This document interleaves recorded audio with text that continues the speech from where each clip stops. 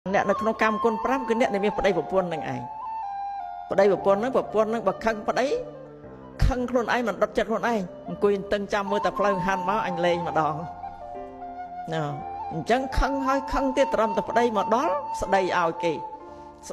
គេខឹងនឹងគេហើយគេអត់តមកមិន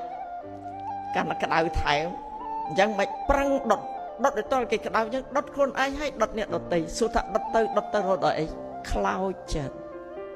នឹងជាជំងឺណាជាជំងឺផ្លូវចិត្តយើងអត់ដឹងទេពិតជំងឺទៅជាអីទៅជា stress ទៅជាអីណាយនៃច្មោកច្បល់ច្រើនណា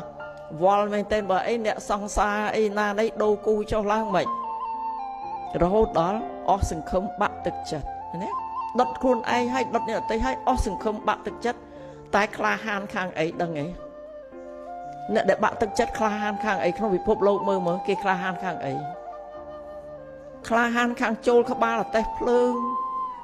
ក្លាហានខាងលោតទឹកស្លាប់ខ្លួនក្លាហានខាងសម្លាប់ស្អីផឹកថ្នាំឬស្អីណាក្លាហានដើម្បីអីបំផ្លាញខ្លួនឯងណាយល់ទេចំណុចហ្នឹងអញ្ចឹងជីវិតយើងបច្ចុប្បន្ននេះសំណាងហើយដែលរស់មកដោយលោកមទាវអីលោកខំមកបំពេញបុណ្យជាមួយមានន័យថាម៉េចលោកបណ្ដុះពូជណាទាំងអស់គ្នាបណ្ដុះពូជណាបណ្ដុះពូជក្លាហានក្នុងការរៀនលះទាំងអស់រៀនលះបង់មិនលះទាំងអស់ហើយនិយាយថាទាំងអស់ចឹងនឹងស្រាប់ប្រាអរិយបុគ្គលទេណាតែយើងរាល់ថ្ងៃលះអីក្លាហានលះការប្រកាន់ហួងហែងជាប់ជំពាក់អញ្ចឹងមែនទេ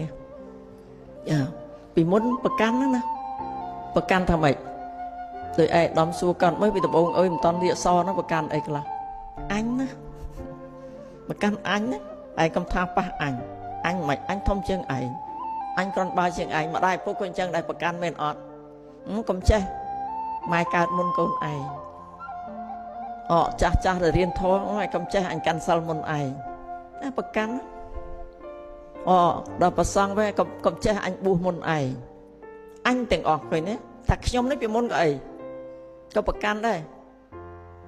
ឪពុកម្ដាយលោកក្រាន់ជីវភាពក្រាន់តិចតម្កើងកូនអញ្ចឹងមិនអ្នកដែលគាត់មើលថែយើងប្រកាន់ថាម៉េចកុំចេះជាងខ្ញុំណាមិនហ៊ានថែគេប៉ុន្តែកុំចេះជាងខ្ញុំសួរតែខ្លួនឯងអាយុប៉ុន្មានគាត់ទៅឃើញតែខ្លួនឯងអាយុប៉ុន្មាន7 8ឆ្នាំ2 10ឆ្នាំអីហើយគាត់មើលយើងប៉ុន្មានអាយុប៉ុន្មានហើយដែលយើងថាកុំចេះជាងខ្ញុំដែលយើងមិនព្រមតាមបើណាគាត់ថាកុំចេះជាងខ្ញុំអាងខ្លួនឯងទៅរៀនហ្នឹងចេះបានប្រមាណឃើញទេប្រកាន់អញសួរតែខុសអត់ខុសអានេះស្អី